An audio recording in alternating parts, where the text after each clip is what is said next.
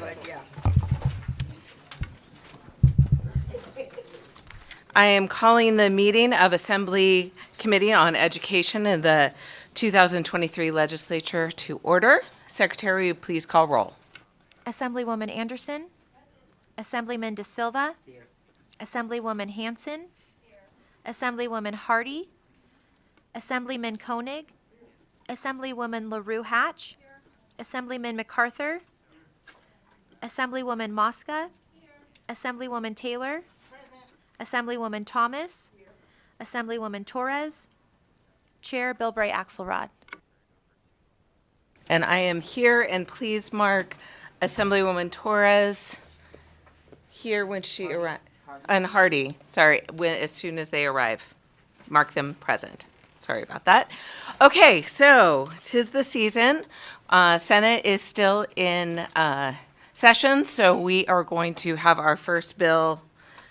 I'm totally getting ahead of myself. I didn't even talk about the housekeeping items. Like turn your phones down and anything that makes noise.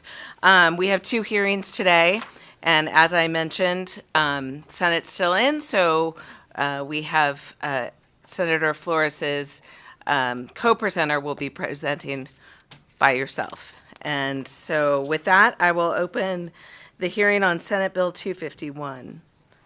And after that, we'll hear Senate Bill 344, assuming that they are off floor. Thank you, and go ahead when you're ready.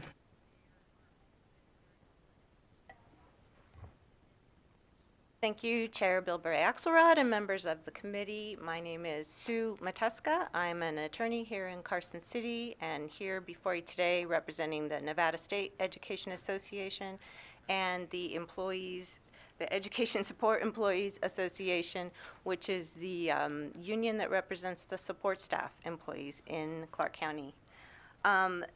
SB 251 is addressing an issue that began right after the reorganization of the Clark County School District.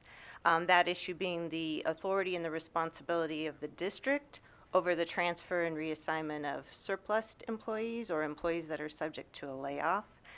As you all know, the reorganization of the Clark County School District was created by legislative enactment. That was AB 469 in the 2017 session.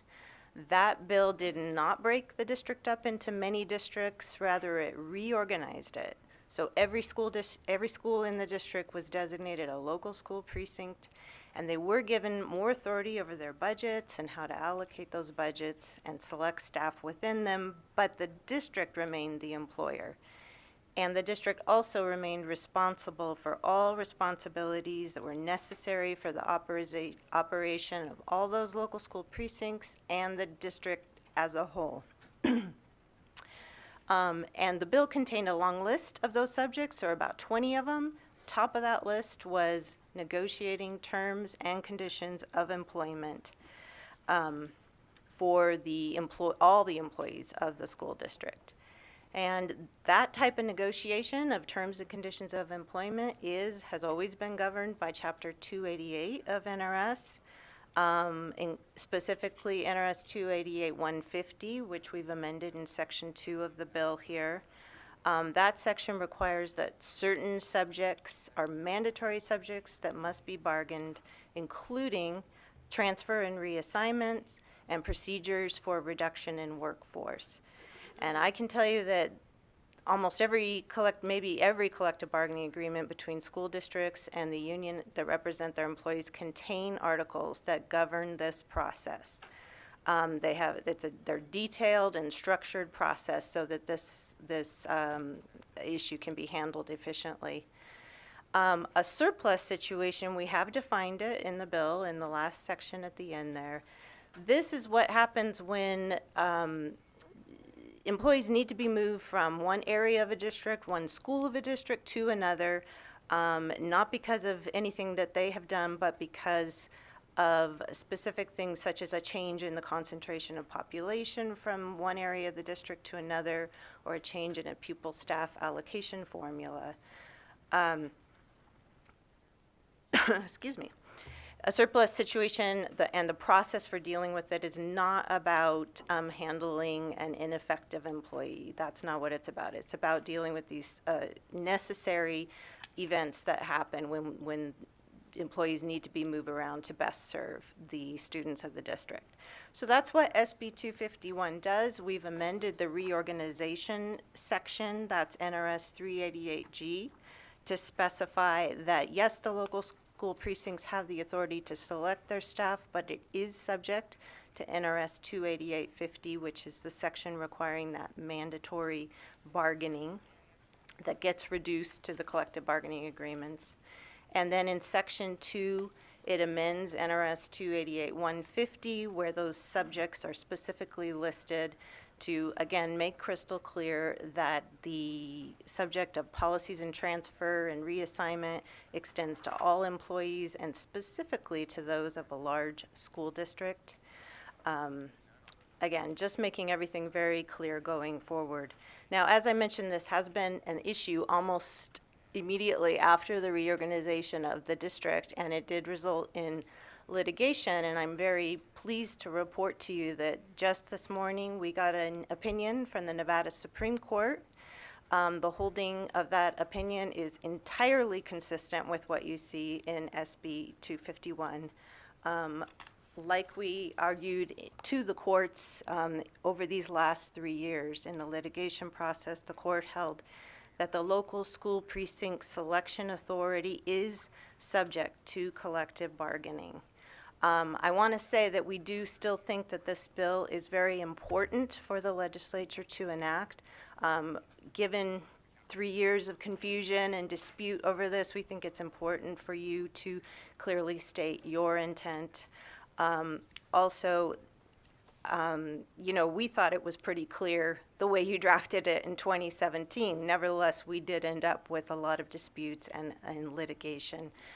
We thought it was clear because you very clearly did not amend NRS 288-150 to provide any kind of exceptions at that time. Once again, differences of opinion and litigation results. So we think it's important for you to enact SB 251 to make very clear that the district remains responsible for the negotiation of all terms and conditions of employment, including the policies for transferring and reassigning employees, all employees of a school district, and we specifically mentioned the employees of a large school district who are subject to surplus or a reduction in force. And I hope that takes you through everything, but I am very happy to stay for questions. Thank you, and I'm sure we will have some questions. Thank you for bringing up the Supreme Court opinion. It is on Nellis, just in case anybody didn't see it, since I believe it came down today, correct?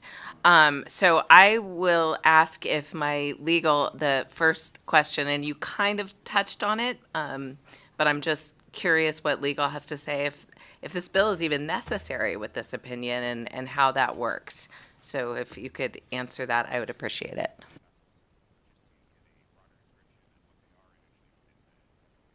You have no sound, Mr. Killian.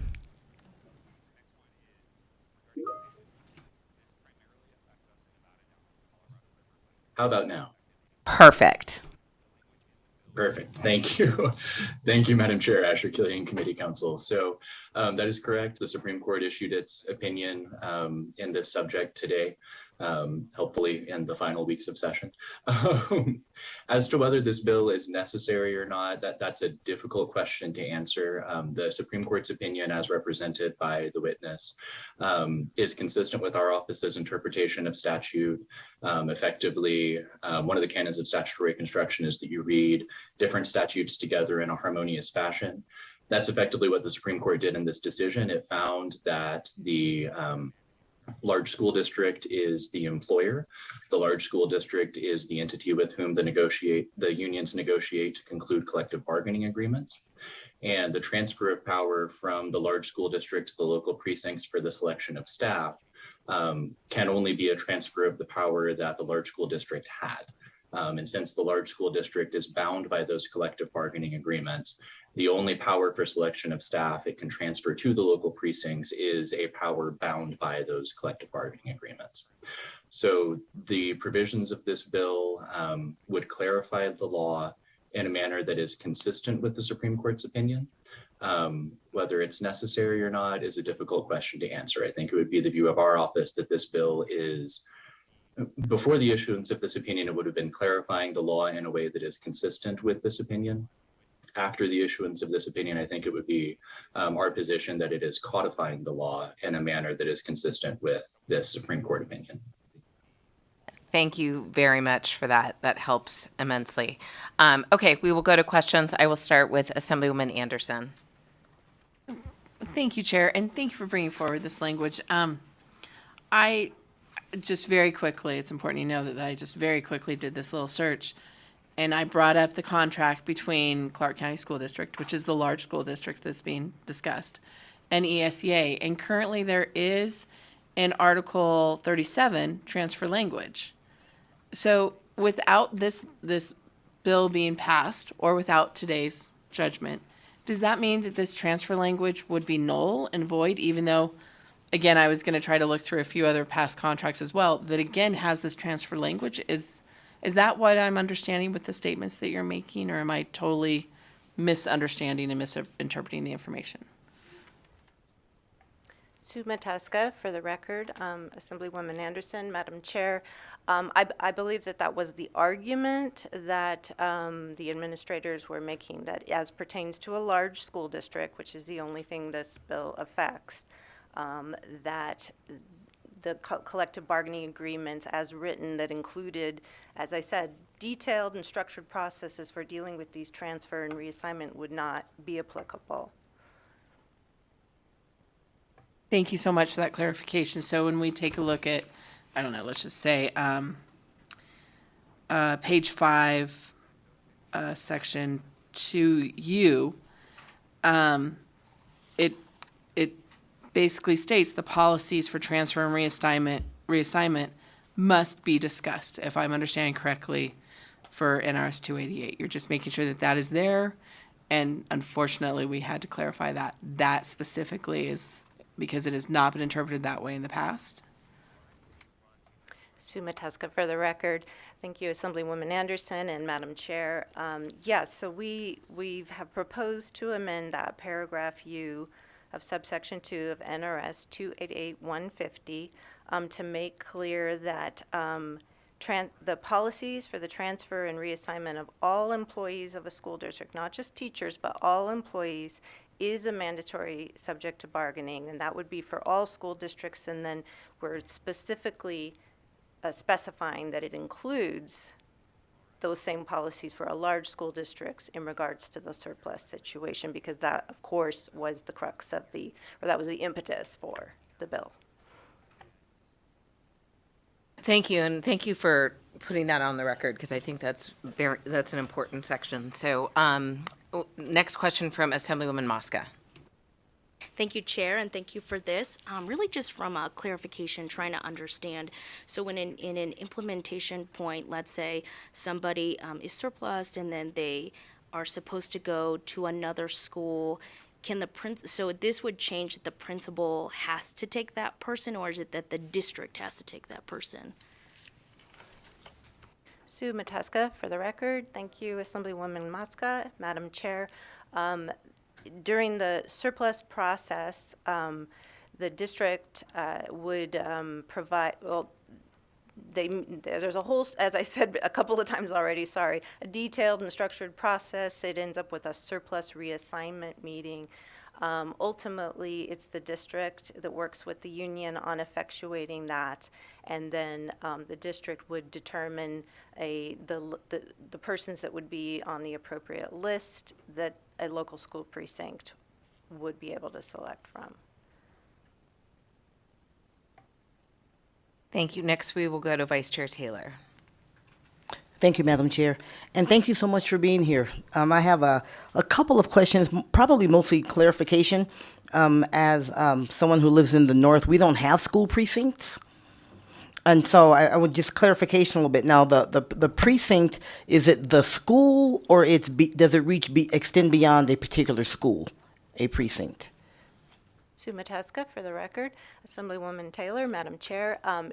Only in Clark County, because that's the only large school district Yep. that was defined by the legislature. Every school is its own local school precinct. So every school is a precinct. Correct. Okay, that. Let me play with that for a minute, and I may come back. Thank you so much. Thank you. Next, we'll go to Assemblywoman LaRue Hatch. Thank you, Chair, and thank you for bringing this bill, which is really just codifying what was decided this morning. So I have a question. There has been a narrative, I think I've heard it from folks in the building, we may hear it in opposition today, that this forces principals to take unqualified individuals. But I just want to clarify that during this process, the individuals that are being transferred are not necessarily the lowest evaluated. It is based on seniority, right? So it just could just be the person that was hired most recently. Is that correct? Sue Mataska, for the record.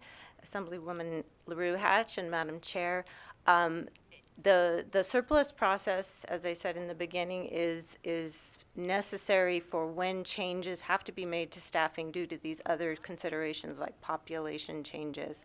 Some of the things that are included in those collective bargain agreements are seniority. Certainly, it is not the process for assigning a person that is determined to be ineffective in some area. So that's, I'm hoping that I've answered your question. I'm not sure I got to the granular of it. Yeah, if I could just clarify for her. So yeah, no, I think you did. My question was just, there's this big narrative of you're taking power away from principals, but that's not necessarily the case. These are Clark County School District employees. They've already been vetted. They're not ineffective as you just stipulated. We're just ensuring that they can continue to serve the district where they're most needed. Sue Mataska, for the record. Yes, Assemblywoman LaRue Hatch, that's exactly it. These are people that are working at the district through no fault of their own. They need to get moved because of those changes in population or pupils' faculty ratio formulas, whatever it is. And so we need this process for getting them there. Thank you. Vice Chair Taylor, did you come up with additional questions? Not quite. I'm still working. Okay. There were a couple more. Okay. All right. We'll go to Assemblywoman Thomas. Good afternoon, and thank you, Madam Chair. And thank you for the presentation. It was, I don't know if he might not like me saying this, but you did a great job just, without the senator. So thank you so much. My opinion. You know this is on the record. Hopefully you don't have any bills in front of his. No, I'm just teasing. Well, I did yesterday, but the surplus situation, when I'm reading this, would that include for the precincts any carryover funds that they have that would also be the district's privy to decide how they want to use those funds? Sue Mataska, for the record. Assemblywoman Thomas, Madam Chair. The surplus process, to my knowledge, is not going to affect the way funds are directed. It's just assigning the staff that needs to get moved around.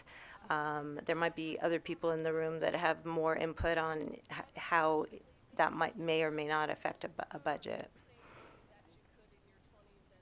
Thank you. Finally, we're going to go back to Vice Chair, who's shaking her head. So I think They've been covered. Thank you. Okay, thank you. So with that, I'll have you sit back and we'll open up for testimony and support. If you are in support, please fill up the chairs. If there's anyone, I see a couple people in Las Vegas. I'm guessing you're not here for this bill, perhaps. So we'll begin up here in Carson City. Go ahead when you're ready. Good afternoon. Dawn Echeverry, President of the Nevada State Education Association. NSCA supports SB 251 to ensure clarity and fairness in the employee surplus process in the Clark County School District. As negotiated between the Clark County School District and Education Support Employees Association, the reassignment process related to surplus situations or the reduction in force allows for the districts to determine appropriate staffing levels and make adjustments. While providing a fair process for impact employees, ESPs with the lowest seniority in their positions go through the surplus process when schools can no longer afford and no longer need their positions. This process has nothing to do with job performance.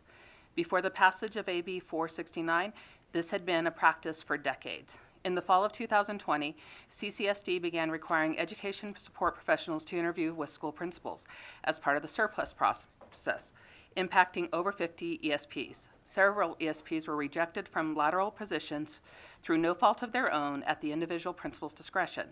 This created an intangible situation for these workers who were still technically employed but without positions. During this new process, serious questions of racial bias were raised. ESPs are the lowest paid employees of Clark County School District and reflect the diversity of the school communities they serve. A decision by the EMRB halted the new process. Harmonious with today's Supreme Court decision, SB 251 is pro-union, honoring the collective bargaining process of two parties coming to an agreement. SB 251 also is about fairness, providing that policies for transfer and reassignments of all school district employees is mandatory subject to bargaining, which expands existing language which only includes teachers. Thank you. Madam Chair, members of the committee, for the record, Randy Saltero, representing the Education Support Employees Association. These are the support staff workers that you've probably heard about already that work in the Clark County School District. We are in full support of SB 251 and appreciate your consideration for passage. Thank you. Good afternoon. Patricia Haddad, Director of Government Relations for the Clark County School District. As you've heard multiple times throughout this bill presentation and testimony, of course, the Supreme Court case affirmed our interpretation, Clark County School District's interpretation of our ability to go ahead and move forward with these different processes. And so we're in support of this legislation that codifies the interpretation. Thank you. Thank you. Anyone else in Carson City? And seeing no one coming up to the chairs in Las Vegas, BPS, will you go to the phone lines and see if we have anyone in support on the phone? Callers, if you would like to testify in support of SB 251, please press star 9 now to take your place in the queue. One moment, Chair.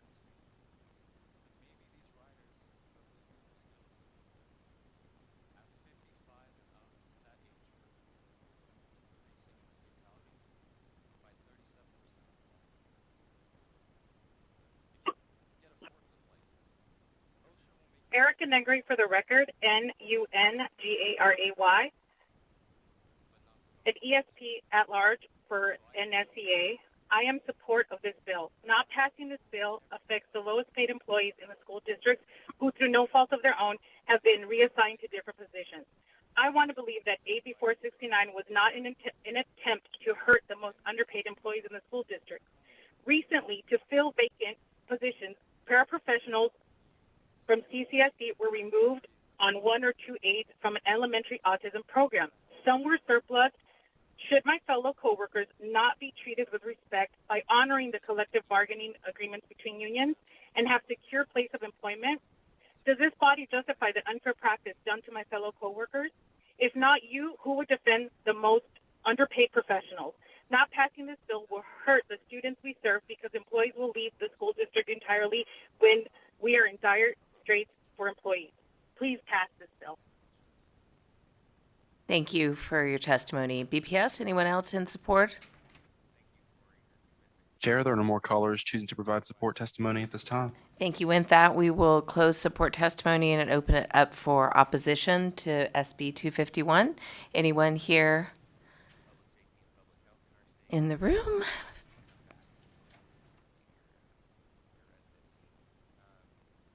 Good afternoon, Chair Bilberry Axelrod and members of the committee. Dylan Keith with the Vegas Chamber. As you know, the Chamber is engaged on education bills because we do want students to succeed. We believe it's imperative that we focus on student achievement, and we believe that this bill still does the opposite. The Chamber is opposed to this bill because we believe that it removes the accountability piece for employees. This bill removes the ability for principals to grow a staff that is qualified for their students and their organization, and the Chamber believes this legislation is a disservice to those students.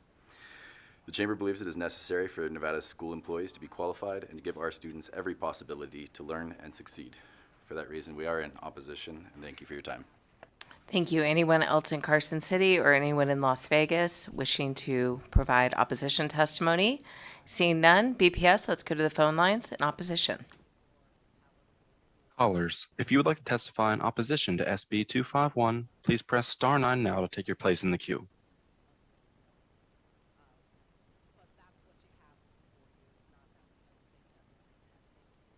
Chair, there are no callers choosing to provide opposition testimony at this time. Thank you. And with that, we will close the opposition testimony and open it up for neutral. I see someone approaching in Las Vegas. This is neutral, and go ahead.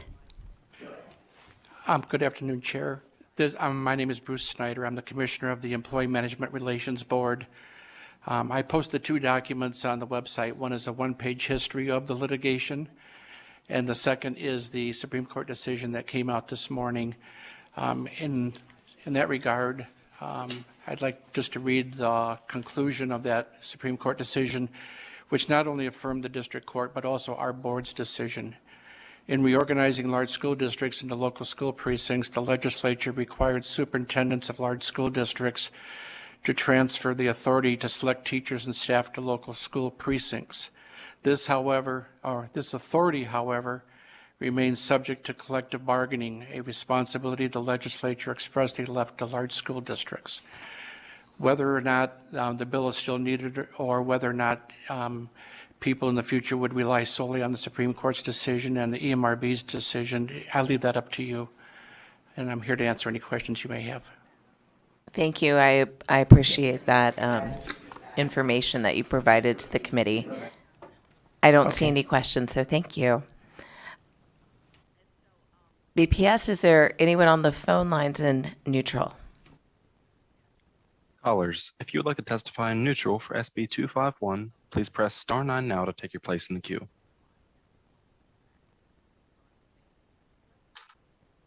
Chair, there are no callers choosing to testify in neutral at this time.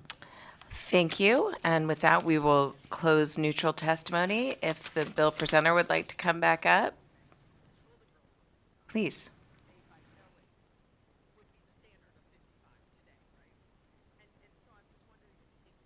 Sue Mataska for the record. Thank you again, Madam Chair and members of the committee, for the opportunity to be here today, and thank you to Senator Flores for sponsoring the bill. I just want to close by saying in no way does this bill affect the accountability of employees. This is simply about codifying the mandatory subject to bargaining, of establishing these policies so that employees who, through no fault of their own, need to be moved can be moved pursuant to a structured and detailed process that's been negotiated and renegotiated over decades.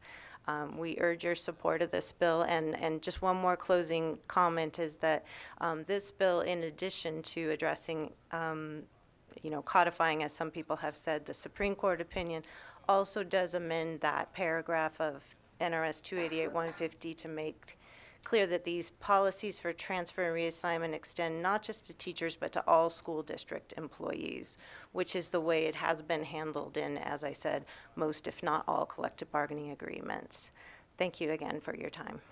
Thank you very much for coming to Senator Flores' aid and presenting the bill. With that, I will close the bill hearing on SB 251. And we are waiting for the senator to open up her revenue committee and then turn it over to her vice chair and then come here. So we will be in a 1-minute recess.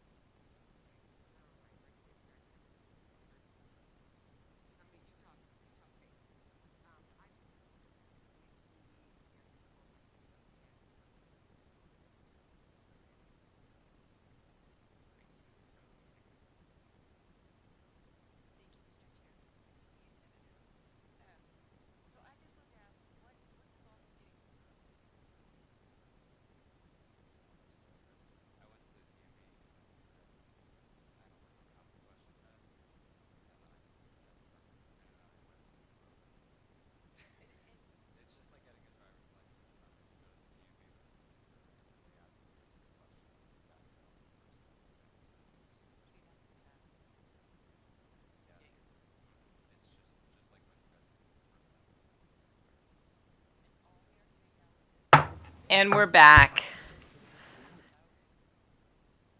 Give everyone a chance to get into their seats. Okay, I will now open the hearing on SB 344. This measure revises provisions governing education. To present this measure, we have Senator Neal.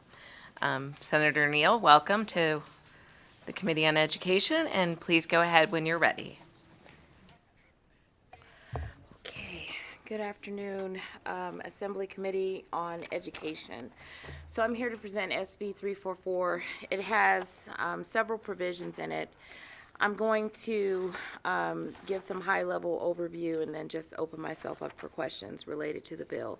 So does several things. Number one, deals with public comment, trying to make sure that public comment is not going to be restricted. There were a lot of conversations related to large school districts in terms of citizens feeling like that 24-hour rule and having to do this pre-notice, even though they do allow for you to sign up the same day. I wanted to make sure that it was clear that public comment should be exactly the way that we have it designed. Here should be no restrictions.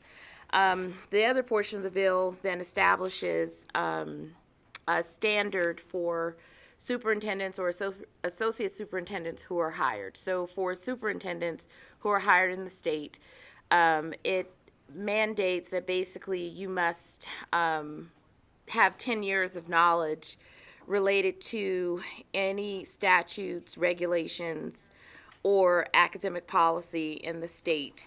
Why was that necessary? I felt that currently we have,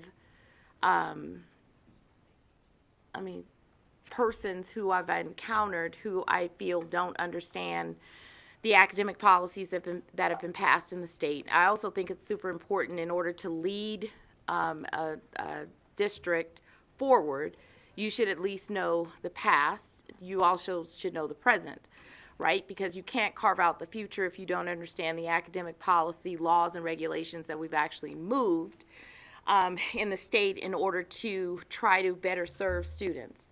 So I'll give you a quick example. So in my mind, if you don't understand, like most of you guys on this committee, I come from education or had an education influence. So if you don't understand like the laws that we could have passed, related to the reorganization of schools, right? That came up into series of conversations, not understanding the impact, not understanding why we passed it, not understanding, number one, the tentacles in which were created because of that. Then you're then going to come in and start making decisions that may, in effect, violate the law, right? We saw that in the interim where the reorganization of schools was in place. There was an action that tried to change the 80-20 split and, take power that wasn't actually designated or given, right, by statute. I also think it's very helpful for a superintendent or an associate superintendent that's over a region to make sure that when you're going in and having to evaluate a principal, if you don't know academic policy, law, and statute or reg, then how is it exactly that you are actually able to make sure that, number one, it's being followed? We have practice and then we have theory, right? I just want a knowledge standard for individuals who are going to actually be over a large district and make sure that they are at least have some wisdom about what's going on. The other part of the bill talks about substitutes. So there was an amendment on the Senate side. The initial part, which pretty much in section 7.2 brings in the current standard, which is you have to have an associate's degree or 60 hours. The reason why I brought this in is because during the COVID, and I understand that, we were in an emergency situation, we allowed substitutes to come into the schools that had a high school diploma. That grieved me to no end because I don't feel, we're not even talking about maturity, right? We're just talking about in terms of what you know. That you should not be in a position to teach children and try to figure out how to break down content.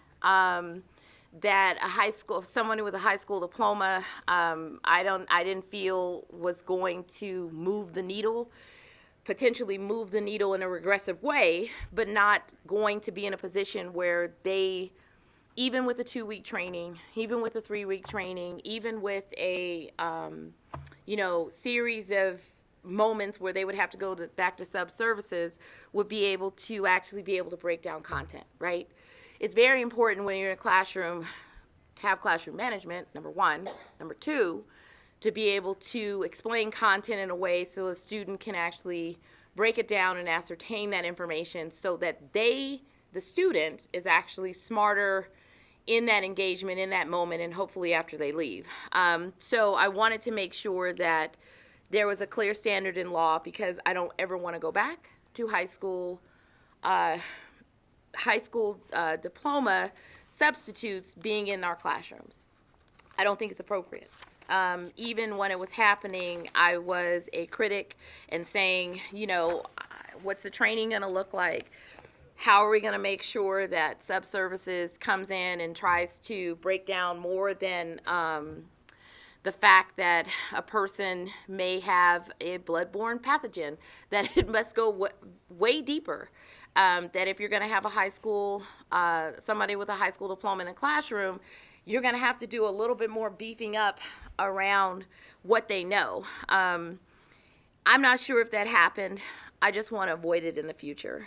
The other part of the bill spells out, it was dealing with charter schools and counties and cities that were seeking to run charter schools or they currently run charter schools. So in effect, on the county side, it limits them ever being able to run a charter school. On the city council, city side, I grandfathered in the existing activity, but not allowing them to grow, right? Meaning, I feel very strongly about cities doing city services. Do sewer, do trash, do redevelopment, take care of homelessness. There are other ranges of services that they are responsible for. The criticism was, they're doing well in the early K in the city of Las Vegas. However, when this measure passed, I was on Assembly Government Affairs, and I was grudgingly allowing that to happen. And at the time, it was allowing them to use their 9% set aside in order to then get into early K, right? Because we had, at the time, there was a mandate, a moratorium on affordable housing, right? There were 18%, and there was 9% that could be used in order to try to do some redevelopment. At the time, it was Dr. Hibbler who came and presented the measure on the Assembly Government Affairs. I was just made the same arguments then. I don't understand why the city's getting in this business. She wanted to then run some pilot, which are now the schools that the city of Las Vegas runs. I feel very strongly about per pupil expenditure going to these schools, and that the per pupil expenditure that we do have should be going to the schools that are run and under the district, right? We have our separate charter school authority, but I don't feel like the city should be in the business of running schools. So that's why that provision is there. So the amendment in the bill still allows them to, if they're going to do a grant to a nonprofit or to a school, they can give money to the school. But in terms of running a K-12 or a K through 8, they would be limited in that behavior. The other part of the bill, which is the final piece of the bill, which I believe picks up in section 12, I had a constituent that came to me and said, it's really section 11, section 12, who talked about why can't we have paid leave? her solution that she brought to me, and this was, she's actually a radio DJ, AK, who came to me and said, you know, I think more parents, more minority parents, number one, would engage in coming to parent-teacher conferences, being available at school, and it would enhance parent engagement if they were allowed to have paid leave. You know, typically, you may not have an employer that has set you up where you can leave for a parent-teacher conference, award ceremonies, meetings that are related to grades or academic performance.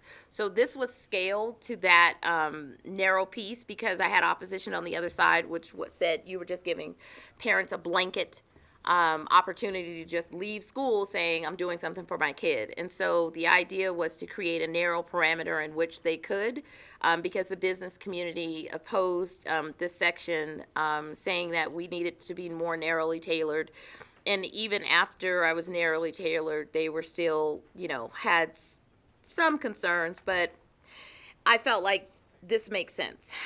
We do want more parent engagement. One of the largest concerns that we've had historically, I don't care what year it was, we have always questioned the role of parents within the academic environment. We also know that parents within the academic environment will change the narrative related to a child.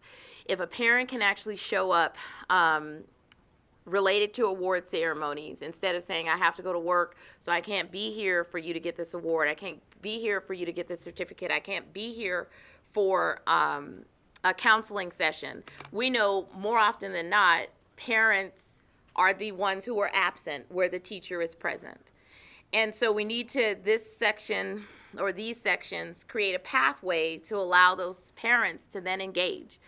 Number one, we need them for a couple of reasons. We need them for a backup around in classroom management. We also need them because our children, when we talk about the state of kids and the disappointment that potentially our kids face and what they run into, having a parent there to have that pat on the back versus the teacher goes a million miles. Having a parent there to show up and say, cut it out, also goes a million miles. It also, I think, for the mental space of a child, I think it also moves the needle for children. Even for my own self, like, you know, I went into the legislature in 2011. My kid was 9. So my sister had to take over. I heard, you know, by the time he got 17, you know, you went to my one viola concert, right? Because you were always in the community, always doing something. And the truth is my political life took me away from my own children, right? But that mattered to him, right? When I actually did show up for the viola concert and I'm sitting in the back and I'm like, he's like, I can't believe she's physically present. Like, is this an imagination thing that's going on? But he wished I would have been present more because my personal support was his motivation to continue to do extracurricular. And extracurricular and engage in other things on campus because he was just like, well, you know, grandpa was there, but you weren't there. That didn't make him happy. And I didn't know that. But when we think about children, right? Children are very sensitive to the strange things that we ignore as adults. And they're really traditional. Like if you don't get the Easter basket, but the Easter bunny is supposed to show up, give me the Easter basket. And so you don't know that a child is getting ready to say to you, I remember the 15 times that you didn't give me an Easter basket, but because you're thinking, well, I might have not had time, or I had to work, or I worked the graveyard shift. And so to me, this provision, I think will go a long way in allowing parents to just show up and be a part of their children's story, their educational story, which I think is important for the goals and the things that we have been moving in this legislature. And so with that, Madam Chair, I will open myself up for questions. Thank you. Thank you, Senator. And I know very much of what you speak about missing out on some of those things. And I see some nods from around the committee, and it's tough, right? I mean, you want to give every parent the opportunity to be there. And I would agree with you that parental involvement, parental engagement, and being there for your kids is paramount in a child's success. So thank you for that. We do have some questions. I'm going to start with Vice Chair Taylor. I see you, Assemblyman Koenig, as well. I have a couple before you. Please go ahead. Thank you, Chair, and thank you, Senator, for being here and rushing from your own committee, and thank you for sharing that story. That's a personal story that you don't have to share, but I appreciate that. It's easy to talk about the successes, but it's difficult to talk about where we missed it sometimes. So thank you for that. And I will just concur that really a formula for success really that many people espouse to is good schools with great teachers, a supportive community, and family involvement. That's the three legs on the stool. So I love the idea of making it easier, at least in those cases where we can, for public employees, and then permissive for private sector employees to be there. One question I have that's probably just a clarification on page 6, section 2. Let's see, where am I? Yeah, it is it's section 4, sub 2. It says each board of trustees of a school district following consultation, yada, yada. Should that be of a large school district? Is that the intention? I want to make sure I'm following what your intention is. Because I know when we say large school district, that basically means Clark County. Probably. I need to. Yeah, check it out. That's who I wanted it to apply to. I thought so. So maybe take a look at that. And then if I may follow up with that, Madam Chair. In that same vein, I'm wondering, following consultation with and involvement of elected representatives of administrative personnel, what does that mean? I skipped over that. So let me break this down. Okay, thank you. I did skip over that. So we all know what happened with the evaluation process that happened at CCSD a couple years ago. I don't. Apparently, we don't all know. Right. I'm sorry. A lot of us know. I'm sorry. Some might not. Look, excuse those of us that live in the north. Okay. So Call that the northern bubble. I'm just teasing. So basically, in terms of the knowledge standard, I wanted to make sure they were going to be evaluated and that they were going to be able to demonstrate mastery within their evaluation. So when you come in and the district, so the way it is typically, school board will set what the goals are, right? And then the superintendent will then do the how and do the implementation of whatever those goals are. So in this context, I want this 10 years of knowledge to also be a part of a demonstration and mastery in his evaluation. I want proof that you know what you know. And that when asked and when evaluated, I think that a person who happens to be a superintendent should know. He should know academic policy, should know law, because how are you going to do the how and you're not clear on what the law, education, practice, law is telling you to do, number one. Number two, if you're not familiar with the academic policies in which you are being forced to administer from Nevada Department of Education, then how are you administering the how, right? Because we're putting on their shoulders that you are going to move the needle for the kids because you are setting a academic and educational framework in which to do that work. And I feel like a part of that equation is the knowledge that you're coming to the table with in order to implement it.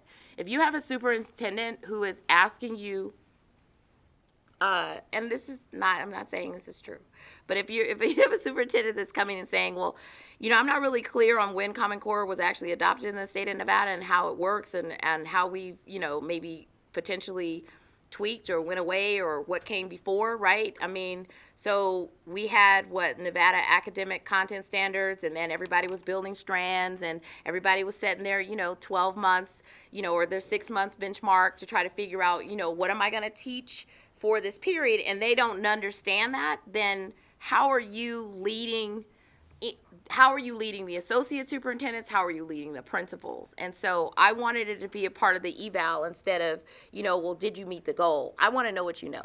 That's a short end of what that section is doing. Okay, thank you, Senator. If I may, so who would be and thank you for that background. It gives us at least it gives me some context for not having known that. So when you say the involvement of elected representatives of that, I'm sure, who does that refer to then? I'm talking about the school board trustees. Okay, because it says each board of trustees of a school district, following consultation with an involvement of elected representatives of administrative personnel or their designated representatives. I think that's just written weird, because the only elected representatives that would be in this conversation would be the school board trustees. Right. That's what I'm saying. Who else is in this? It's just no. There are. Listen, I'm not giving any other elected representative power other than the school board trustees. I think that's a typo. Okay, so that's something that perhaps just needs to be tightened up then. Yeah. And I'm just concerned that could be like a union representative. Right, I wasn't sure where that fell exactly. But I've never seen a union representative be involved with the objective evaluation of an associate superintendent or superintendent. And I would never open that door for a union to come in and then evaluate the superintendent. It's my understanding that is the role of the Board of Trustees, to evaluate what they do. If I may, that is one of the responsibilities of the Board of Trustees, is the evaluation of the superintendent. Now there are opportunities for input, which certainly can include the associations and so on, which parents, and which is necessary. I guess that's why I didn't quite follow to whom that we were referring to in this. And in this piece. I see Asher Killian on, and while I have you, so if you want to discuss that, and then also will you give that clarification about the large school district as well? Thank you. Thank you, Madam Chair, Asher Killian, Committee Counsel. So to answer that first question, the language here in Section 4, subsection 2, the reference to following consultation with and involvement of elected representatives of administrative personnel or their designated representatives, that language does capture whichever appropriate union it is that would represent these school associate superintendents, that level of administrative personnel. It's our understanding that there's some level of involvement, and it may be in applicable CBAs, concerning how these types of personnel are evaluated. So that language as written would give the appropriate union officials the ability to consult with the Board of Trustees in determining how this particular evaluation would be implemented. And to address the other question regarding the absence of large before school district, that's a simple scrivener's error. That's something that the Legislative Council has the authority to fix under NRS 220-120 in codification. So we would simply insert the missing word large there when we codify this bill, assuming it's adopted by the legislature.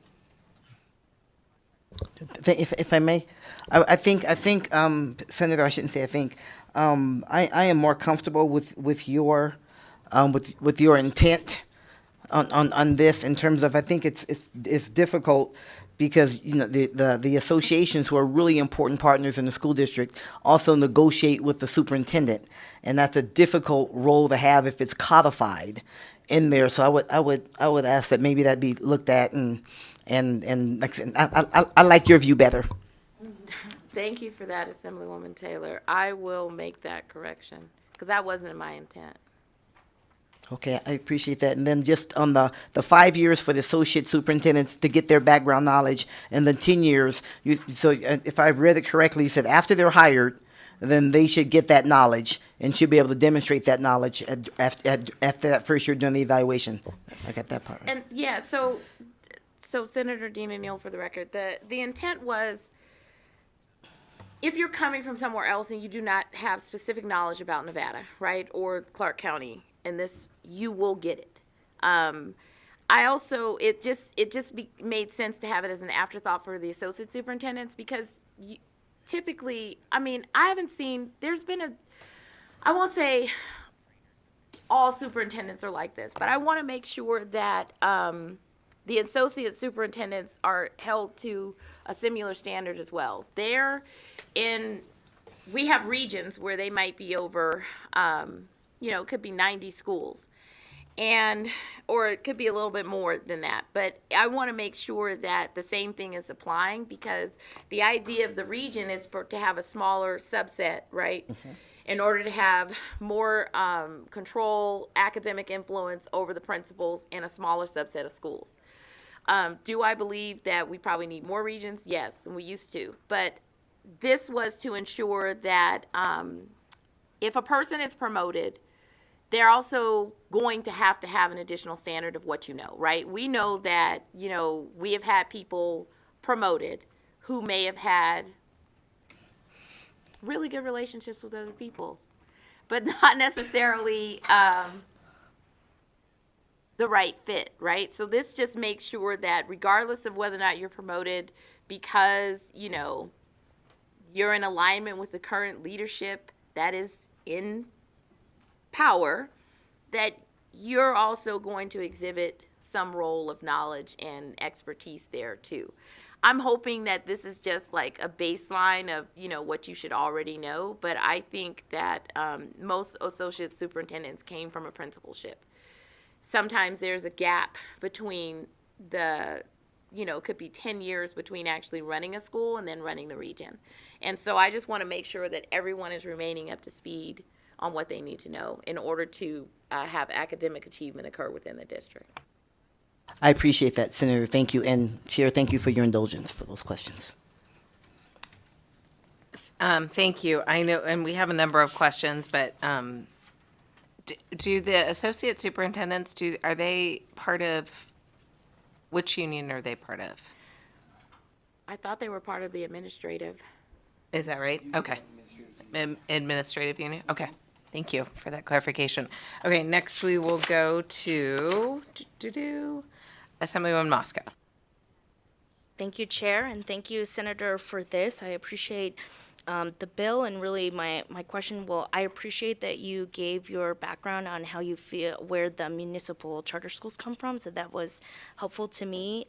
To be transparent, I was on the Charter Authority when we approved the City of Las Vegas, and the Charter Authority does have the needs assessment that comes from the legislative body, so we approve or not approve schools based on that needs assessment. Just when you're with this in here, what do you think about the role of the Charter Authority, and just wanted to get your thoughts on that.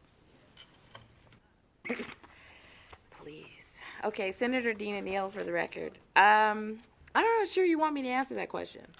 Okay, I'll answer it. So, how can I say this? I'm not against the Charter Authority. So, you guys don't know a lot about my weird background. I have a Juris Doctorate, right? However, I ended up being in the schools and at the college level from 2003 to I don't know when. I took a break. But I actually taught at 100 Academy when it first opened. Right? So I was at 100 Academy when it first opened. And the reason why I even got involved, I have this helping spirit or whatever, to my demise. However, I had met a retired teacher, African-American teacher who was at West, and she was saying, literally, we're dying out. Like, teachers that want to do the work of engaging and coming in with a different kind of cultural competency are dying out in the system. I spent time I was at West Middle School, I think that was 2003, when it was an Edison school, and that's where I met this woman. So I have to backtrack, because that's when I met her, and that's when I met Dr. Hershwinski. And literally coming in with a JD, they had me in an English classroom, and then I had these two mentors who were 20 years in, basically training me up, right? Getting me up to speed on, you're coming in with a law degree, how do you do content? How do you break this down, right? Because clearly every lawyer can read, every person, you read a great deal of information. And that is when this whole kind of journey started. And I ended up at 100 Academy because I was asked to go, because I had kind of, I don't know where this reputation came from, but I kind of established this reputation in this little clique. And I was asked to go by the principal. I ended up having 7th grade. And at the time, I saw the flexibility and the ability to be under a different model, but I also saw the weaknesses because they didn't have the funding. They didn't have everything that they needed in order to sustain themselves like a public school. Because a public school actually has, number one, you can follow an IEP and you actually have special ed teachers. That's a weakness within the charter system, I think. I also think another weakness is, not having the same structure and support around the curriculum, materials, and everything else that you can get.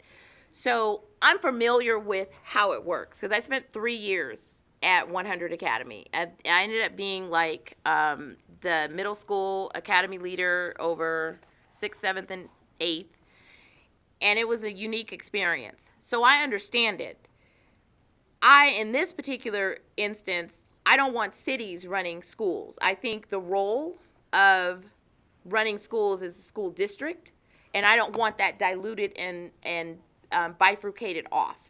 Charter School Authority is an entirely separate entity that we created through statute.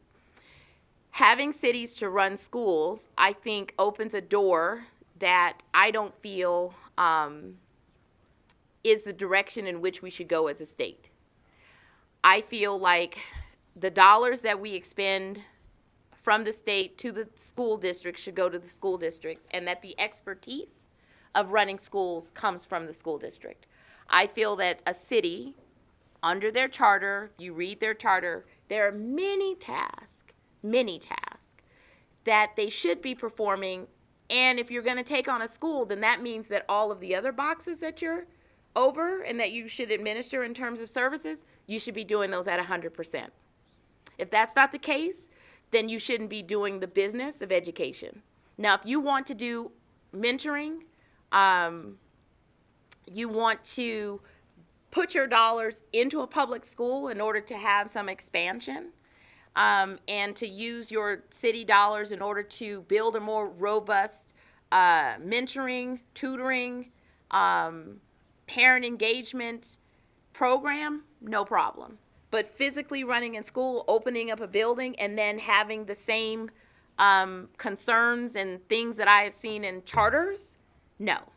Number one, your tax dollars, which are set up for a charter school, they have established themselves under the charter authority. And I know that they debate this and they disagree with this. But they have other things that they're supposed to take care of as a city. It's not a charter school. You have an actual city to run. And so I've never liked the policy. I passed it begrudgingly, right? It's also, and I made the arguments on the floor that I felt like there was a lack of transparency related to whether or not the redevelopment dollars that are paying for some staff or city dollars or per pupil expenditure, that I'm not clear on how that weave is working, right? I don't know what pays for what. I don't know what the RDA pays for. I don't know what the per pupil expenditures pay for, and I don't know what the city dollars pay for. But you're running an academic program. It's not a question of their success. That's why I grandfathered in what they existing without the potential to grow. And then the argument was made, well, don't you see all of the great change that's happening within the West Side and community? And I was just like, I want to see that kind of change in the public schools where we're spending that public dollar. And if you want to build in to those schools, go ahead, because I think that makes the most sense. Why wouldn't you just wrap around those existing schools rather than create new ones? So this is my opinion, and I'm sure you guys will have plenty to say about it. Thank you. I know how difficult it is for you to give your opinion, so I really appreciate I really appreciate that, Senator. Next, we will go to Assemblyman Koenig. Thank you, Madam Chair. And Senator Neal, just for a little bit of my background, I spent 12 years on the Churchill County School Board, and during that time I was also the president of the State School Board Association. So I have a lot of contacts still in education, and one of the sentiments I hear a lot is, you know, let Clark County make themselves a whole bunch of rules, just leave us alone. And a lot of this bill makes sense to me, but the one question I have is in Section 1, subsection 6, when it says the Board of Trustees of a large school district may not impede or interfere with the ability of a member of the public to give comment during a meeting. Why did you feel the need to have just the large school district? Shouldn't every district in the state not be impeding or interfering with public comment? What was the reasoning for adding the large school district to that section right there? Senator Dina Neal, for the record. The simple answer is I was limiting who I was going to have to fight on this bill. But I feel like there's another bill, Assemblywoman Torres's bill, that might solve that problem in general, because her bill is dealing with the public comment period and allowing for folks to speak. And I don't believe her bill was limited to a large school district, but I'll double check. Okay. Assemblywoman Torres, it is not. There she is.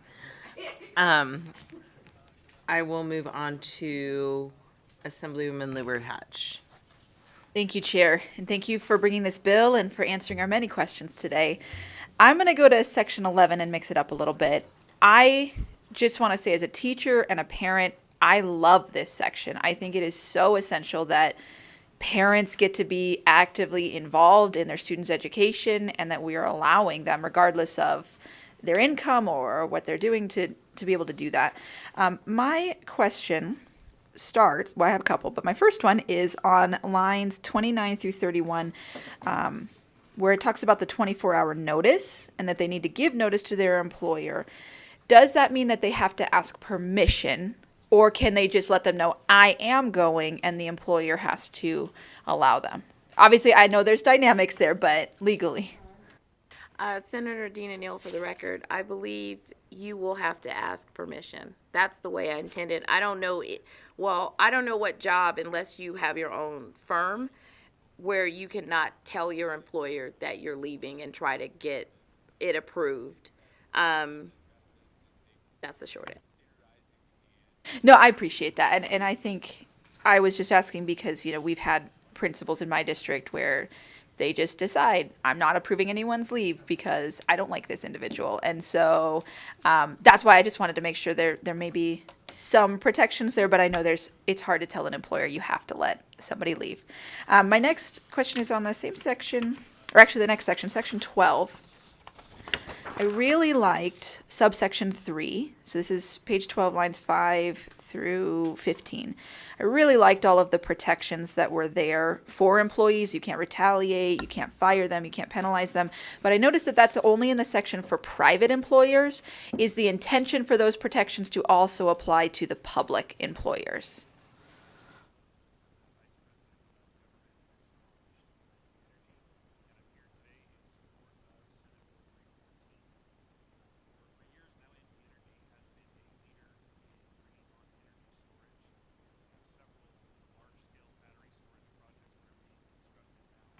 Senator Dina Neal, for the record, no, and it was supposed to apply to both.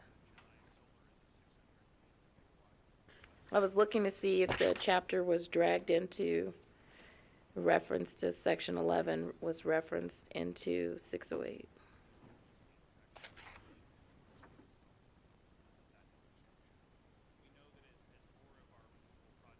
No.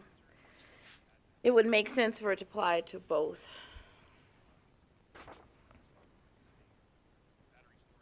And just like magic, There's Mr. Killian. It is magic. It's amazing. Please go ahead. Thank you, Madam Chair, Asher Killian, Committee Council. So the provisions added in Section 12 into Chapter 608 of NRS, that chapter in general and those provisions in particular apply only to private employers and specifically private employers with 50 or more employees.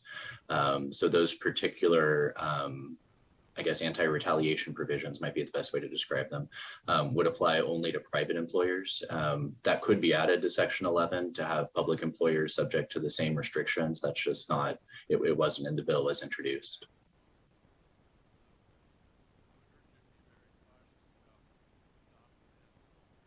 Senator, did you want to No, it's expand so on that? if I mean,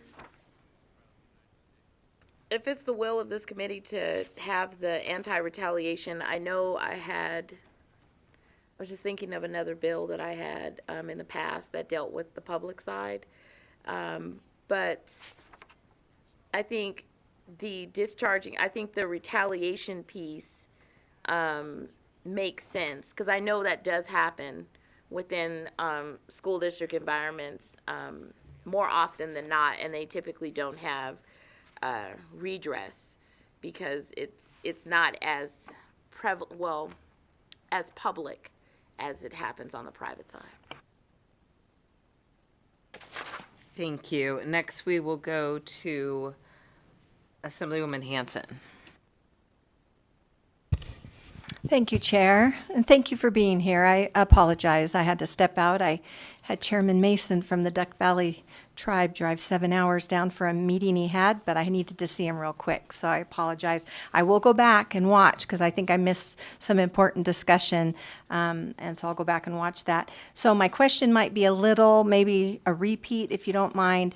When we were talking about the charter portion, and you mentioned, we talk about some of the things we're seeing on the west side, and then you mentioned that you would prefer to see those monies, that stuff going in to help the existing public schools. It's my thought that is the difference sometimes because the structure. There's a certain structure to charter schools that we don't always, and charters are public, whether, I get your concerns about a municipality sponsoring one, but the structure of it and some of the autonomy a charter school might have in a given neighborhood might help address some of the things that maybe their local nearby public school, a regular public school, is not. So I was just wondering what the difference is in your mind. So, Senator Dina Neal, for the record.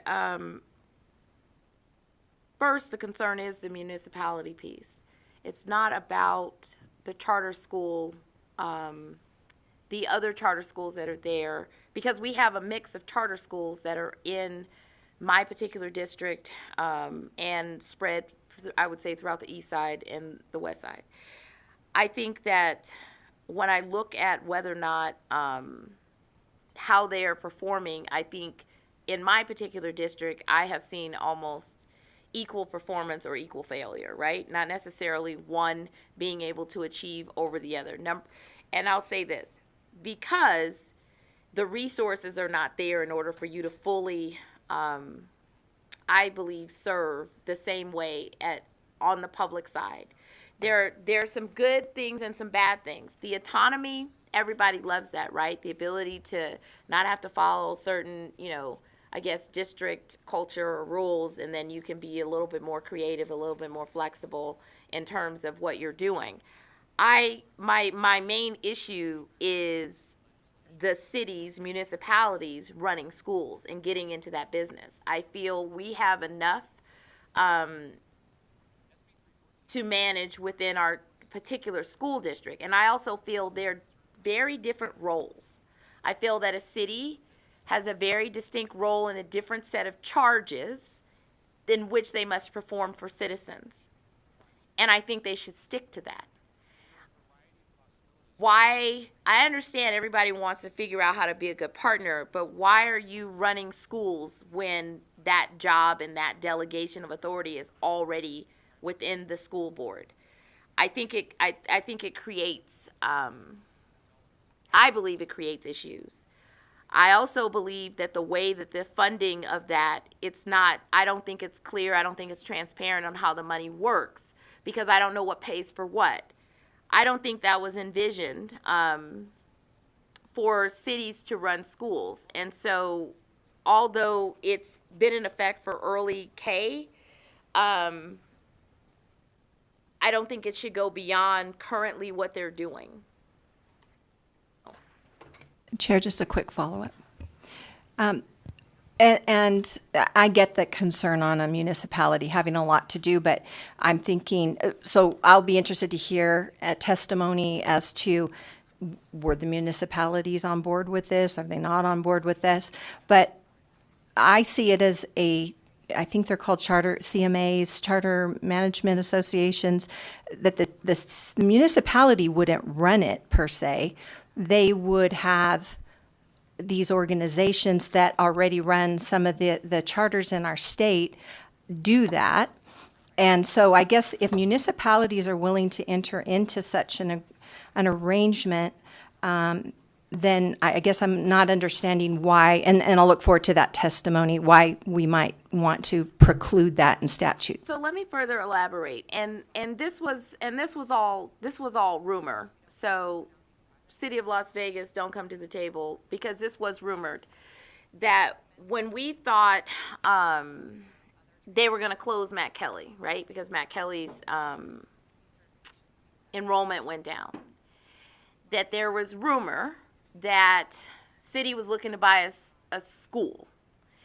And it was seriously concerning that we would lose a public school to then have a city then take over a building that we bonded for, paid for, and that they would then run, right? So this was the first time that I started to pay attention more to what was going on, right? And saying, wait a minute, are we looking for a school building to take over? Because if we are, I have serious concerns, and I will adamantly fight against that every day of the week. And so that started me on this journey. And then during the COVID, my particular city, because I represent two, started to open these micro schools. And it was a problem because they were not licensed under NDE. They were licensed from some separate outside organization that said that, they were teachers. And I was a super concern. There were several legislators that had series of conversations and saying, we're uncomfortable with the fact that the licensure is not coming from NDE. Second thing we're uncomfortable with is that you're having them disenroll from the school system in order to then become a part of your school. So they had to disenroll, then become a homeschool, then get into their school. It opened all kinds of questions on how this would work, how this would perform, what's your data, who's measuring it. If you don't have licensed teachers, what's going on? It was an answer and response to COVID because schools were closed and parents didn't know what to do. So we went through the process and we said, all right, you agree that this will just be a COVID remedy and will cease. And then all of a sudden, no, we're going to do our own schools. No, we're going to expand. And I'm like, we're not expanding that existing model, because the largest concern for me was who is licensing them. And everybody can have data when you have 90 kids. Give me the data when you have all 300 who are at risk and you actually have to serve them, because that is a very different population that needs to be served and comes with very different challenges. The scaffolding is very different. If I have a smaller group, it's just like when you pull small groups and you're having to run a classroom and you're saying, okay, I have my high to mid to low learners, and if everything is just I have high learners, of course you're going to excel at every moment because you don't have any of the other challenges. You don't have the student that has ADD. You don't have the student who hasn't eaten breakfast. You don't have the student who doesn't have any clothes. You don't have the student who is coming in not knowing the language, looking for a peer to teach them English. You don't have these subsets to manage. And my thing is they've done well with early K, and at the time we weren't even funding early child care. We weren't. In Nevada, Assemblywoman Diaz was fighting the battle since 2013 in order for us to give money to fund early K literacy. We were not doing it. So the appeal to me at the time was, we're going to take care of a gap in the system. Made perfect sense. You're taking care of a gap in the system. We weren't funding it. Now we are. They're being grandfathered in. But why should a city run 5th grade? Why should they have a 6th grade and 7th grade and 8th grade and be doing, high school? Why do you need to do that? What purpose? You want to help education build in, wrap into the schools. But in terms of the charters that are, the charter authority that's there, that's not, it exists, and I'm okay with that existence. I'm just not okay with the municipality or a county engaging in that work.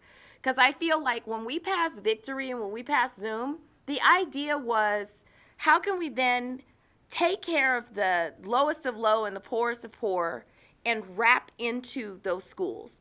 We wrote the legislation so that community partners, parents, whoever, could come into the school because we were looking at a community model, right? But how is that further diluted when you're not really allowing that work to happen now that we're funding education? And I think we need to have a look back on what really is your role. Do your charge as a municipality. There are so many other problems.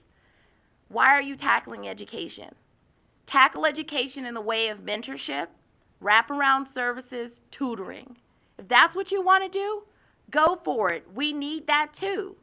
But don't get in the business of running a school and then saying, where is my per pupil expenditure for my kids? And now that I've grown this, and I'm saying, well, you want to build staff here, but don't you have other problems? Don't your citizens have other issues that you need to manage and take care of? Okay, we have a few more questions for you. Welcome to the most excellent committee on education. So I have Assemblywoman Torres, Vice Chair. You had another question. Assemblywoman Anderson and De Silva, do you have a? Okay, so, and then we'll have you step back. So please go ahead. Thank you, and I am going to continue on looking off of Section 9 on page 10. I'm not gonna discuss or address like the merit of it, whether or not we should do it, or prevent local governments from partnering from sponsoring or operating these schools.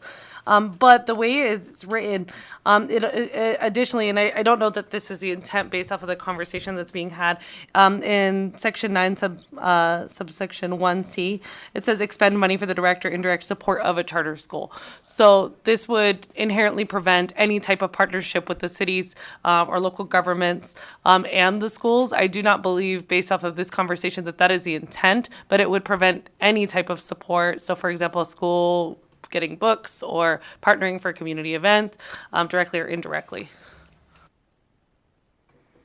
So on Section 9, that's Chapter 244, which relates to counties. And Section 10 is 268, which relates to cities. And so in 244, I didn't grandfather them in.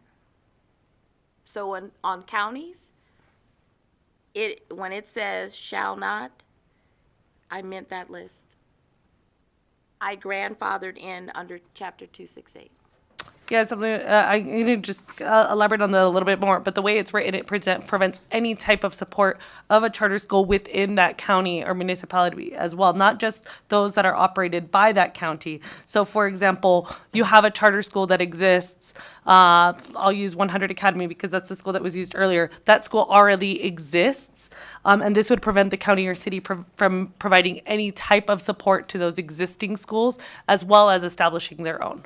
So in 244, Chapter 244, that is correct. If you look at Section 10, where then it says the provisions of this section do not apply. So look at line 44. The provisions of this section do not apply to any public educational activities and program for which a city council or other governing body of an incorporated city of the state has expended money to support either directly or indirectly on or before July 1st, 2023. And if there's new schools that are created after July 1st, 2023, they would not be. Be excluded. Yeah. So the July 1st, 2023 was the effect of walking back and grandfathering in their existing activity. But on the county and chapter 244, well, first of all, I don't know of a county that's running a school, a county commission that's running a school. I limited it.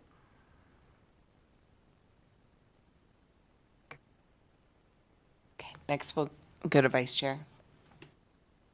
Thank you, Madam Chair, and thank you, Senator. Just a quick question on the public comment and not impeding, which certainly we want to make sure that people can give their public comment. The way it's written, it says may not impede or interfere, and my concern is just putting my school board hat back on. Is there have been times when someone is being inappropriate during their comment, so then we have to interrupt them as the person who's the manager of the meeting and ask them to comply. And could that be construed as interfering with their ability? And so on. Anyway, I'll leave it at that because I know we. So thank you for the question, Mhm. Dina Neal, for the record. So the idea was to make sure that public comment is it's exactly what it is. So when in this building, we've enjoyed someone just coming in for public comment. You say, I'm open for public comment, sit down and say your piece for the 3 minutes, 2 minutes, whatever it is. Mhm. There are no hurdles. There's no you sign in at the table maybe, but there's no 24 hours in advance. Make sure you have this, get the blue card, sit and I just wanted a straight public comment experience. I also believe that there is some level of speech that citizens should be allowed to have. Parents come into school meetings upset. Does that mean coming in saying, you know what, I'm going to throw a grenade at you? No. Does this mean that if a parent can come in upset and you say that it's interfering with the meeting if they're upset and saying, they're highly passionate about what's going on with their child? I have seen instances where a member, I think, believes that they should have no criticism whatsoever. And I'm like, what world do you live in? Because this particular job, regardless of what planet you're on, is filled with criticism. It's filled with angry people. It's filled with bitter people. And if those bitter people show up at the meeting talking about little Johnny, then you at least need to allow them to have their say. Now, interfering and impeding is somehow saying when you cut your time off, keep coming back to the mic and continuing. But we've had that in this building, right? We've had heated, and the chair then redirects and says, sir, ma'am, your time is up. Please submit your written comment. We appreciate what you have to say. However, to respect the other members that are in the audience, we would like for you to step aside and continue. So to me, it would be that same application. You can't impede or interfere. I set the rules. The rules say 3 minutes. Those are your 3 minutes. Use them wisely. Say what you need to say. Okay, thank you.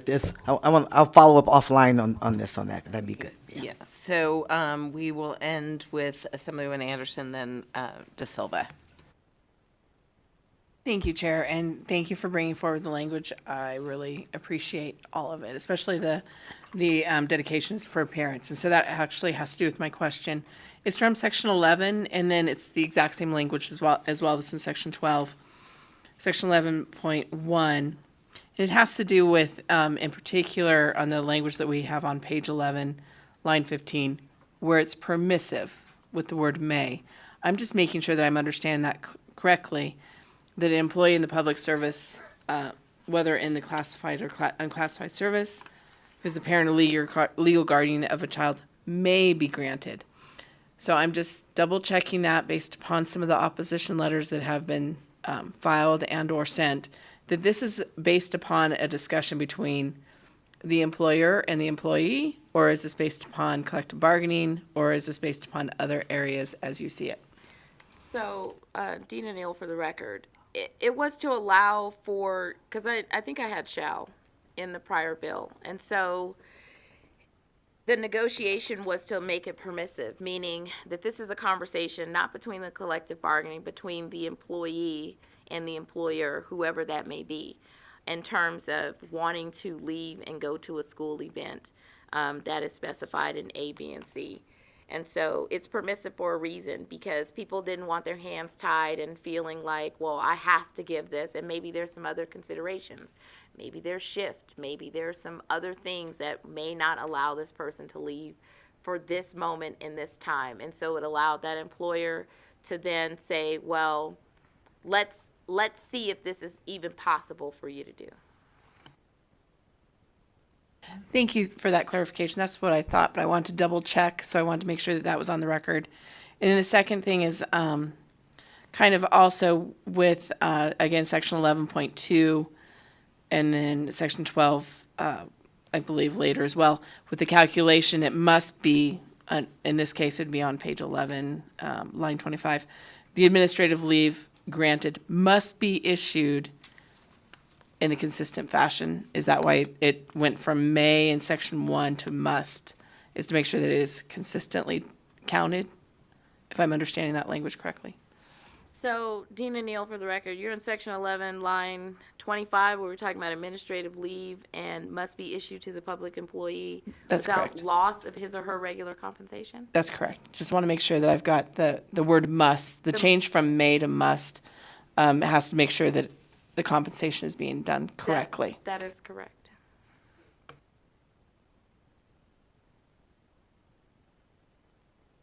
Thank you, Senator, for your presentation. I just have really just two really quick questions.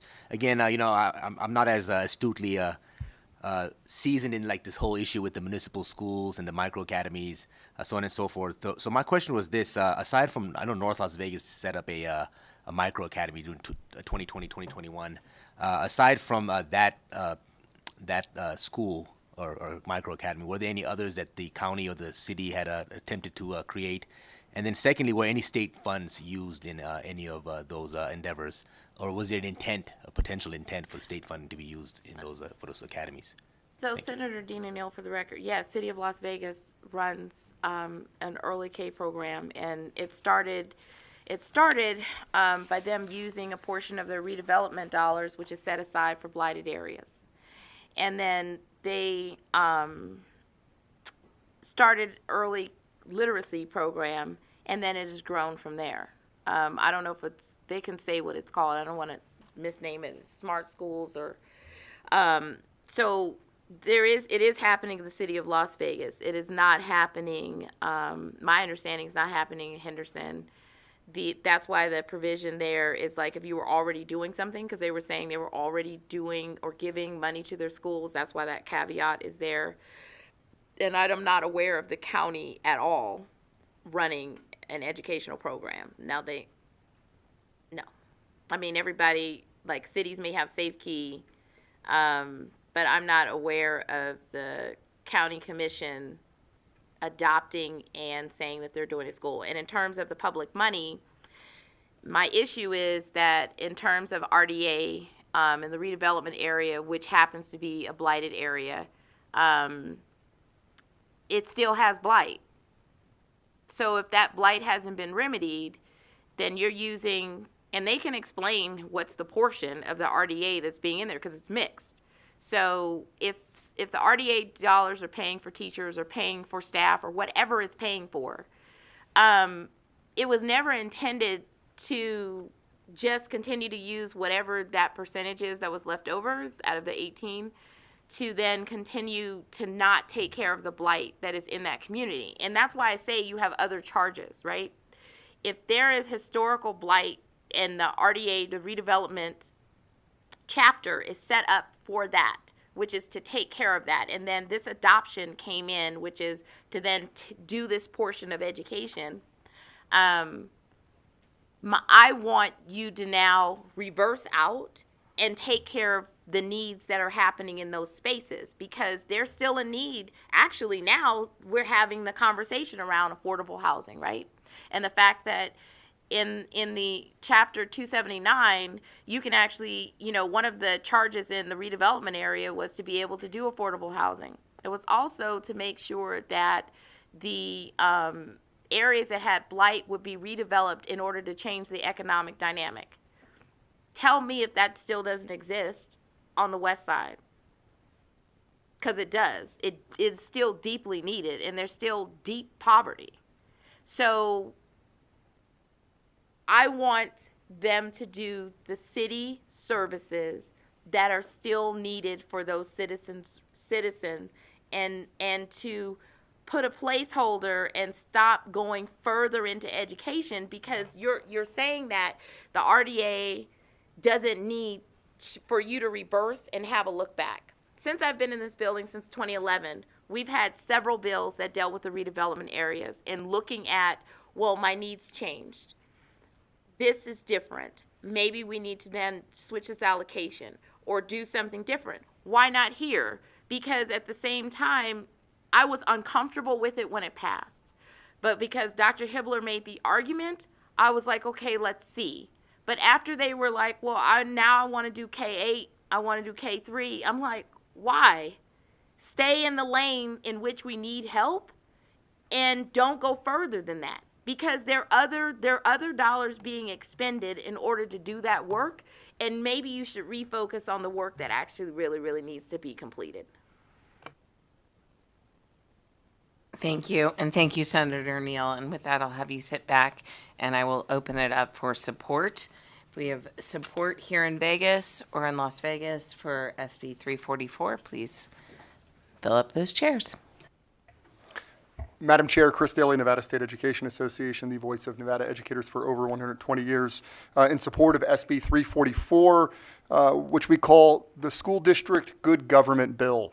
Leave for parental engagement in their children's education, ensuring members of the public can provide public comment and their input in their school district operations and schools in their communities. Requiring district leaders to know the history and issues of their school district, requiring substitute teachers to have some basic qualifications, ensuring local governments focus on providing the services they're charged to provide without duplicating government function.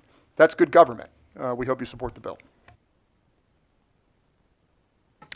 Thank you, and I'm not seeing anyone in Las Vegas. BPS, is there anyone on the phone lines in support of SB 344? Chair, the line is open and working, but there are no callers choosing to provide support testimony at this time. Okay, with that, we will close support and open opposition. If you are in opposition of SB 344, please fill up the chairs and begin when you're ready. Thank you, Madam Chair, members of the committee. Nicole Rourke, representing the city of Henderson. We've talked to Senator Neal about this bill, and we do still have concerns in Section 10 about the prohibition on providing any funding. For the last several years, the city of Henderson has provided grants to our public schools, including district and charter schools. We use our marijuana business licensing funds, actually 30% of those funds that come into the city for that purpose. We read that section as anything beyond July 1st, we could not distribute new grants. So we do this on an annual basis. The schools apply. They have various needs. It could be tutoring, as she's indicated, could be mentoring, could be pens and pencils. It could be a variety of different things, and we've funded those for our various schools. And so we have great concerns with that. We'll also say that we are currently not authorized to sponsor charter schools. You probably know that. So this prohibition then sort of solidifies that. I will say we are interested in sponsoring charter schools, and this is why. Currently, the Clark County School District does not have the capacity to address the overcrowding that exists in our current schools from a facilities perspective, right? Those resources are very limited. They're using them in a variety of different ways to help build schools in some areas, but they certainly have a very large need to modernize existing schools. And so we see the charter schools as being a potential solution to alleviating that overcrowding There would have to be some statutory changes for that, but this prohibition would preclude all of that. And so for those reasons, we oppose SB 344. Hello, Chair, Vice Chair, members of the Assembly Education Committee. My name is Gil Lopez with the Charter School Association of Nevada.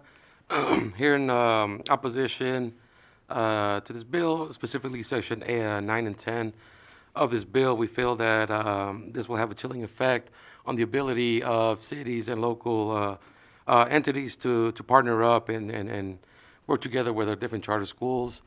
I will mention that during the pandemic, it was some of our charter schools that started doing the resource drives, vaccines, and that is a testament to the autonomy that charter schools do have, and we were able to respond to the needs of the community fairly quickly. So we feel that this will have a chilling effect on any future partnerships. So that's why we oppose based on those two sections, but we like the other sections of the bill. Thank you.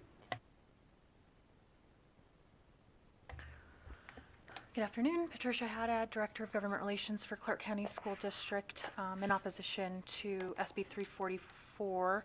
I just want to touch on a couple of points. Sections 1 and 6 regarding open meeting law, and I think this was discussed, impede or interfere. It's broad and undefined. And for Section 1, these matters are governed by Nevada open meeting law.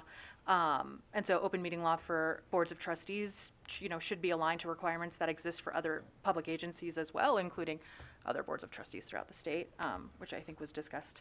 And then I also wanted to draw your attention to Section 2, which has to do with audits and auditing requirements. So CCSD is, as I'm sure many of you know, already subject to extensive auditing requirements, and so the provision would create an additional administrative burden, not necessarily without regard to whether the money is available, and doesn't state how the audit would be paid for. And so furthermore, it ignores the fact that, the large school district is undergoing a financial statement audit every year, and so we see this as superfluous.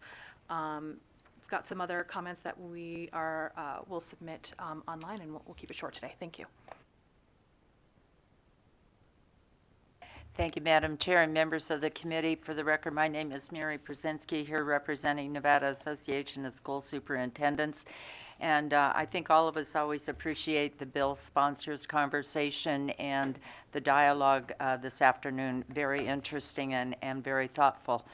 But the school superintendents have some concerns with this bill, and it's why we are in the opposition position today.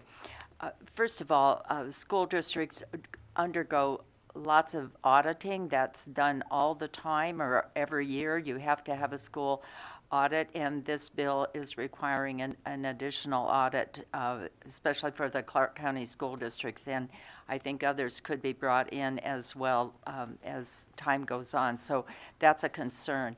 The second concern that the superintendents have is over the evaluation process. What is to be included in a superintendent's evaluation? That is a local control issue. Local school districts, local school boards have the authority, and they should be the ones deciding what they want in the evaluation of their superintendent.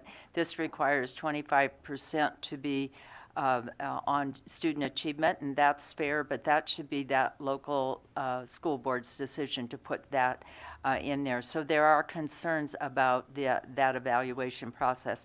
So anyway, we appreciate some changes were made in the bill. We appreciate that, but we are still in the opposed position. Thank you. Good afternoon, committee. Tess Opferman here on behalf of the Washoe County School District. I think Mary discussed many of our points quite well. We are in opposition because we do feel that the Board of Trustees is elected by the population they represent, and therefore they should be the ones that are able to make their evaluation process for the superintendent. And so for that, we are in opposition, but we have appreciated working with the sponsor. I know that this bill was amended from the Senate side, and those amendments made it significantly better for us, and so we really do appreciate her efforts there. Thank you, Madam Chair, members of the committee. For the record, Kelly Crompton representing the City of Las Vegas. The City of Las Vegas is in opposition to SB 344, specifically language in Section 10 prohibiting local governments from sponsoring, supporting, or operating a charter school. In 2022, the city applied for, through the SPCSA process and was granted the ability to support through nonprofit partners the Strong Start Academy Elementary School. Currently in its first year, it serves children in grades K through 2, adding a grade level through the next few years to add up to grade 5. The Strong Start Academy supports low-income students within wards 1, 3, and 5 in the downtown core, in areas where there are currently no 3, 4, or 5-star schools available. The school is bilingual, biliterate model, with all core subjects being taught in both English and Spanish. Current MAP scores show that in its first year, the small class size and the small school size is allowing students to achieve greater outcomes. Our primary concern is with Section 10, Sub 2. The City of Las Vegas entered a 6-year contract of commitment to these partners, the community, and the students of the Strong Smart Academy, and that language in Section 10 will impact support after the July deadline that we are currently providing and committed to. Our second concern is subsection 10, sub 1, which would prohibit any grant dollars from local governments to support charter schools outside of the Strong Start Academy. The city has awarded charter schools within opportunity zones through grant funds. In closing, one of the most common phone calls that cities get and our constituents' interaction with our elected leaders out in the community is about education within our community, and supporting the Strong Start Academy Elementary School is one effort to make a positive impact for low-income students that most need these services within the city's jurisdiction. I would also just offer, if anyone wants to come and tour or see how that school is operating, we would love to have you after session. I do have some answers to, I think, some of the questions that were asked, but I can wait and see if I get any questions too. Members, did you have questions for the City of Las Vegas? Was there something specific that you wanted to? I just wanted to address, I think, the question about RDA dollars. The city does not use RDA dollars within the charter school. The RDA dollars are about 1.5 million per year. The budget for the RDA dollars is done every 2 years, and it's approved by CCSD, the superintendent, and our city council. Those dollars were intended for blight within the city, within those RDA areas, but at $1.5 million, you can imagine it's kind of hard to build a building, refurb a building, and so don't quote me on the year, but I believe 17 or 19, the city came back and asked for some flexibility around those dollars to make impacts in pre-K, which is what the senator is talking about when she says that the city has been doing work in the pre-K area. I believe it was 19 for that. I also apologize, but this button's stuck. Memory serves.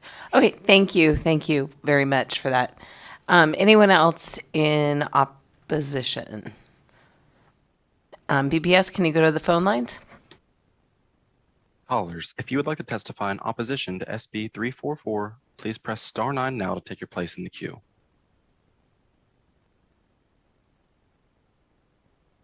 One moment, Chair. Hi, I'm actually in support. I missed the first prompt. Is it okay if I speak now? Yes, just identify yourself, please, for the record. Thank you. Good afternoon, Chair and members of the committee. Will Pregman, representing Battleborn Progress. I'm calling in strong support of SB 344. Having better requirements for who can serve as a substitute teacher is incredibly important. Not just anyone can manage a classroom. We need to make sure that the right people are teaching our kids. Also on the public comment sections, public comment is one of the ways that constituents make their voices heard on school policies and procedures. Additionally, educators, parents, and students deserve an opportunity to voice their concerns on school funding and school safety issues within their districts. I know this can be challenging, especially with the division we have seen the past few years. But the purpose of public comment is as valuable for educators, students, and parents so that we can improve our schools. We urge the committee to move this bill forward, and thank you for your time. Thank you for your testimony. Any other callers back to opposition, in opposition? Chair, there are no callers choosing to provide opposition testimony at this time. Okay, with that, we will close opposition and open it to neutral. I know we have someone in Las Vegas who is preparing to come up in neutral. If there's anyone here in Carson City, please fill up the chairs. Go ahead when you are ready.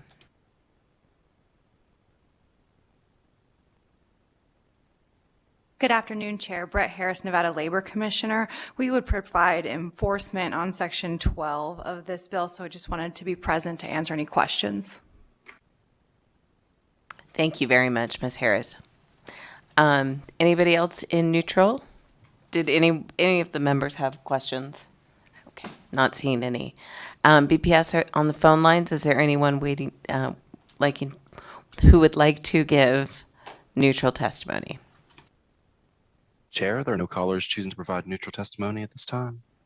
Thank you. And with that, I will ask the sponsor if you would like to come up and make some closing remarks.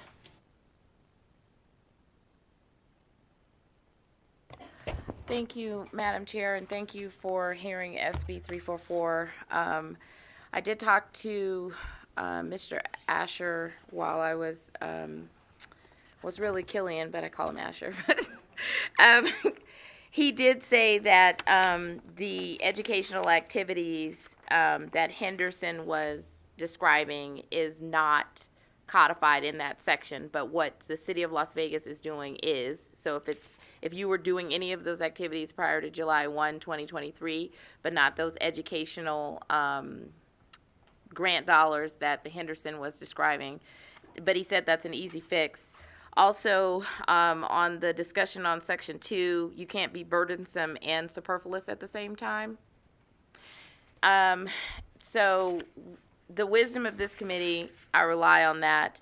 I think the bill is rectifying what I think is a public policy concern and a public policy issue that I wanted to deal with in this body, outside of the many pieces of education policy that has moved throughout this building.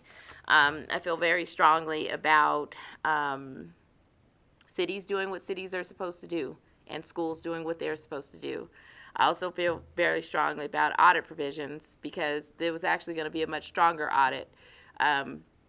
We actually don't have an ability to go in and do more than, just look at, you tell us this is the money that you spent. And so I actually had intended to do an educational audit to make sure that you were actually performing for students. And so this is the watered down version.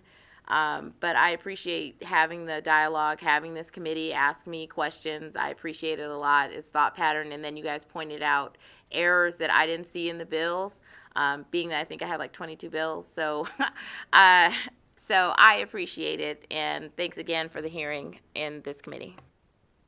You had 22 bills, but one of our members had a bill for that. Didn't move, but thank you very much, Senator, for being here. And with that, I will close the hearing on SB 344 and move us to our final agenda item, which is public comment. Do we have anyone here in Carson City for public comment? Anyone in Las Vegas for public comment?